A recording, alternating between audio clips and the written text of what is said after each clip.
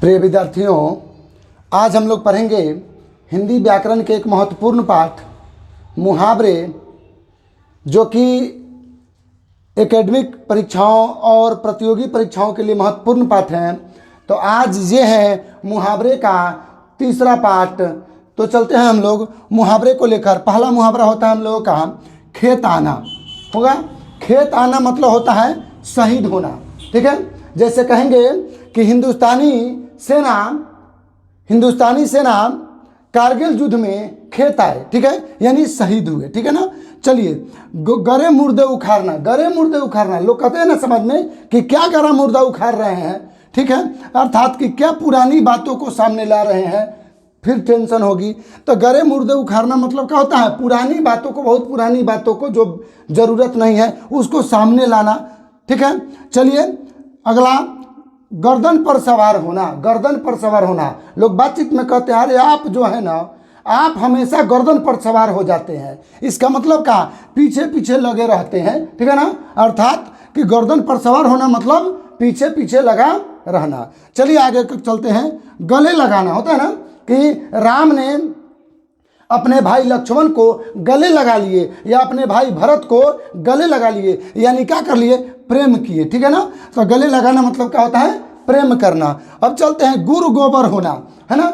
ये वो लड़का तो अब गुरु गोबर हो गया, ठीक है ना। गुरु गोबर होना मतलब बहुत होशियार बनना या चालबाज बनना, बहुत चालबाज हो गया, ठीक है ना। चलिए अब आइए, मिस्टेक हुआ बाबू। गुरु गोबर होना, काम खराब हो जाना, ठीक है ना। काम खराब हो जाना। गुरु गोबर होना मतलब काम खराब हो गया तो होता है ना, बढ़िया से सब काम कीजिए और अंत में कोई उसमें कमी आ जाए तो सारा किया कराया गुरु गोबर हो गया, मैंने काम खराब हो गया। चले जी, गुरु घंटाल होना का मतलब होता है बहुत होशियार होना। कुछ बच्चे ऐसे होते हैं जो बोलते कम है, ठीक है, लेकिन अंदर से बड़ी शैतानी सोचते हैं, चालबाज हो जाते हैं, वो बहुत होशियार बनते हैं। तो गुरघंटाल होना मतलब बहुत होशियार या बहुत चालबाज बनना यानी धूर्त हो जाना। चलिए, गुलर का फूल, देखिए गुलर का फूल जल्दी देखने को नहीं मिलता है, ठीक है ना। तो गुलर का फूल मतलब क्या हो जाएगा? दुर्लभ वस्तु, ऐसी वस्तु जो जल्दी प्राप्त नहीं होता है, दुर्लभ माने बहुत दिक्कत से प्राप्त होने वाला वस्तु। चलिए, गोबर गणेश होना, ये बातचीत में लोग प्रयोग करते हैं कि यह लड़का पहले ठीक था, अब तो ये गोबर गणेश हो गया, यानी क्या हो गया? भोदू हो गया या बेवकूफ़ हो गया। गोबर गणेश होना मतलब भोदू या बेवकूफ़ होना, ठीक है ना। छठी का दूध याद कराना, हम लोग बातचीत में करेंगे, सुनो आज यह याद करके आना, नहीं तो मार कर छठी का दूध याद करा देंगे, यानी कि बहुत कष्ट होना, यानी बहुत कष्ट करा देंगे, बहुत दुख करा देंगे, ठीक है ना। छाती पर सांप लेटना मतलब डाह होना, ठीक है ना। जब आप आगे बढ़ते हैं तो आपके पड़ोसी वाले को क्या होता है? छाती पर सांप लेटता है, अर्थात कि डाह होता है, ठीक है ना। मुहावरे में जो अर्थ आता है उसको वाक्य में प्रयोग नहीं करते हैं, वाक्य में प्रयोग मुहावरा को ही करते हैं, इसको करते हैं। लेकिन मुहावरा का अर्थ जो जाता है एक लाक्षणिक अर्थ होता है, प्रभावी अर्थ होता है, ठीक है ना। जब वाक्य में मुहावरे को प्रयोग कर देते हैं तो वो प्रभावी वाक्य बन जाता है, ज़्यादा प्रभाव डालने वाला वाक्य बन जाता है। चलिए, जंगल में मंगल होना, ठीक है ना। जंगल में मंगल होना, हम लोग कहेंगे क्या? देखिए आज, पहले यह कैसा था, एकदम जंगल ही जंगल था, आज देखिए यहाँ जंगल में मंगल हो रहा है, इतनी घरें मकानें बन चुकी है, यानी कि क्या? जंगल में मंगल हो गया, ठीक है। यानी कि किसी निर्जन स्थान पर जहाँ पर आदमी नहीं रहता था, निर मतलब नहीं, जन मने लोग, जहाँ आदमी नहीं रहते थे वहाँ पर अब चहल पहल हो गया, दिन रात लोग रह रहे हैं, ठीक है ना। जहाँ पर कोई नहीं रहता था वहाँ दिन रात लोग रह रहे हैं, तो इसको कहा जाएगा जंगल में मंगल होना, ठीक है। आइए, जमीन पर पैर न रखना। देखिए आजकल के लोगों को पैसे कुछ हो जाते हैं तो उनका जमीन पर पैर नहीं रखाता है, ठीक है। अरे जो लोग कमा रहे हैं उनका तो पैर रखाता है। विशेष रूप से देखने को मिलता है ना कि पति कमा रहा है पैसा, पत्नी को यदि हाथों में पैसा मिल रहा है ना तो उसका जमीन पर पैर नहीं रहता है, ठीक है ना। यानी कि उसको अभिमान का हो जाता है, ज़्यादा हो जाता है, ठीक है। जमीन पर पैर न रखना मतलब अभिमान ज़्यादा हो जाना, बहुत अभिमानी हो जाना। चलिए, जले पर नमक छिड़कना हो गया। जले पर कोई चीज़ जल गया है आपके शरीर में कोई, वहाँ पर यदि नमक छिड़का जाए क्या होगा? एक तो जला हुआ है तो कष्ट हुआ है, नमक छिड़केंगे और कष्ट होगा, तो जले पर नमक छिड़कना मतलब कष्ट पर कष्ट होना। चले जी, टांग अड़ाना। टांग अड़ाना होता है ना कि आप हमारे काम में टांग मत अड़ाइए। टांग मत अड़ाइए माने अड़चन मत लगाइए। तो टांग अड़ाना मतलब क्या होता है? अड़चन डालना, ठीक है ना। आगे चलते हैं। टेढ़ी खीर हम लोग बात करते हैं। देखिए, MBBS की पढ़ाई करना आज के समय में बहुत टेढ़ी खीर है, यानी कि बहुत कठिन काम है, साधारण काम नहीं है। चलिए, डूबते को तिनके का सहारा। डूबते को तिनके का सहारा, जो डूब रहा हो उसको तिनके का भी सहारा मिलता है, तो कुछ तो सहारा मिला। एक पल के लिए तो वो ज़्यादा समय जिया, भले वो डूबते हुए मर जाएगा। इसका मतलब डूबते को तिनके का सहारा मतलब असहाय को, जिसका कोई सहारा नहीं है, उसको कुछ भी सहारा मिल जाना, थोड़ी सी भी सहारा मिल जाना। चलिए, तलवे चाटना। आजकल के लोग क्या करते हैं? मुखिया विधायक के तलवे चाटते हैं।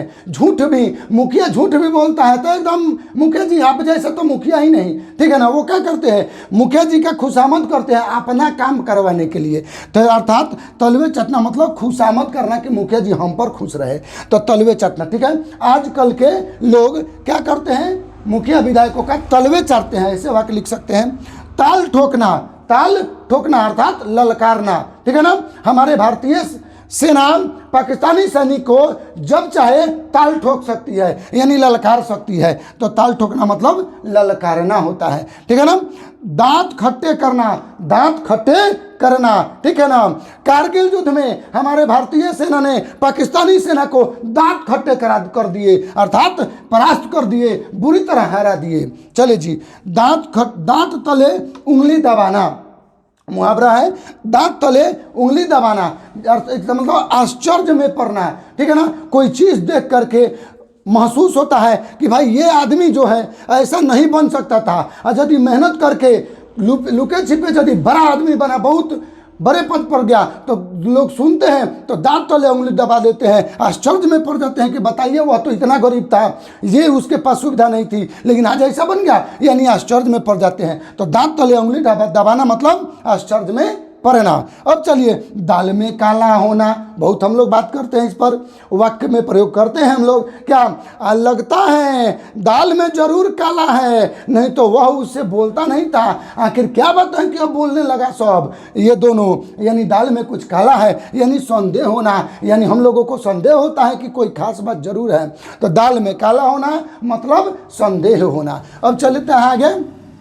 72 नंबर, दिन दूना रात चौगुना। हम लोग बातचीत करते हैं, ठीक है, कि आजकल वह अपने मेहनत से दिन दूना रात चौगुना बढ़ रहा है। इसका मतलब बहुत तेजी से उन्नति कर रहा है, अर्थात दिन दूना रात चौगुना का अर्थ होता है बहुत तेजी से उन्नति करना। चलिए, दिल टूटना।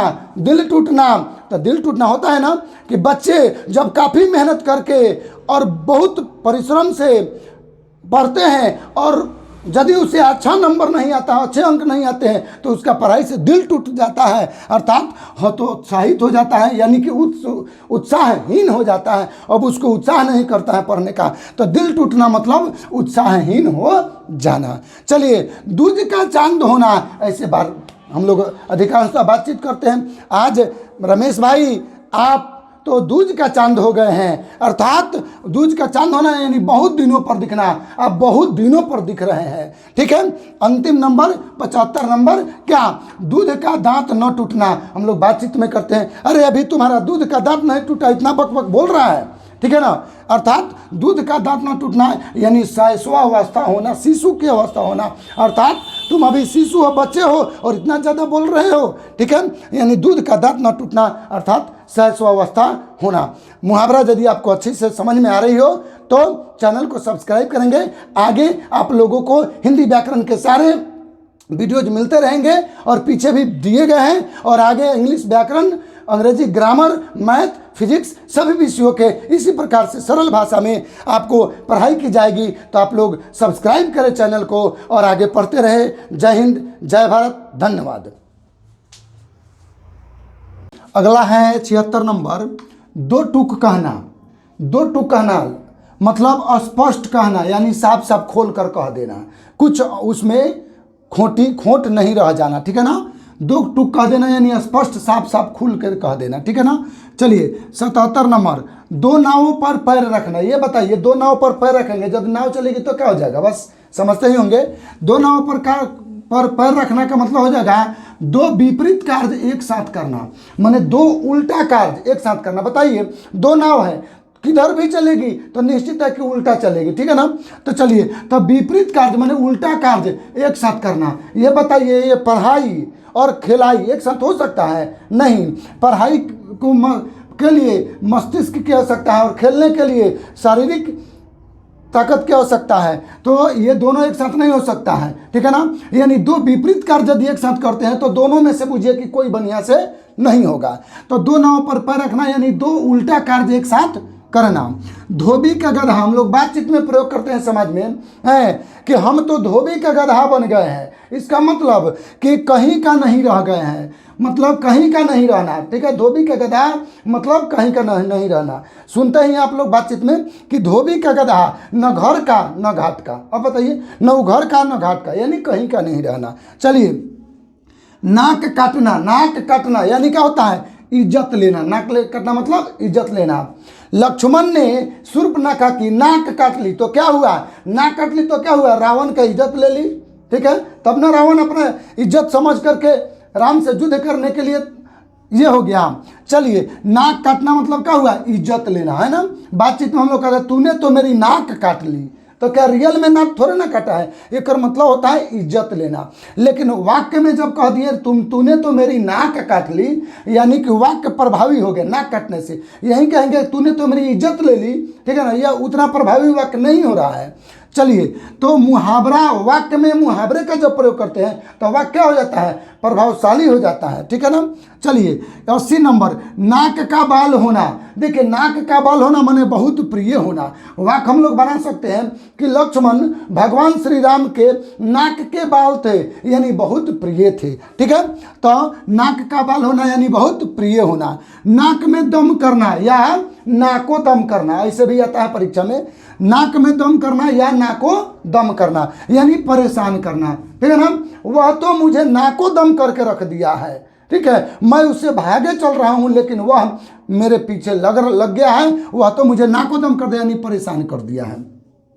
एक और होता है नाको चने चबाना। नाको चने चबाना माने परेशान करवा देना, परेशान कर देना, ठीक है ना। आगे बढ़ते हैं, ये तो बहुत नामी प्रसिद्ध है 9 2 11 होना यानी भाग जाना। देखिए, फिर एक बार हम कहेंगे कि मुहावरा क्या है।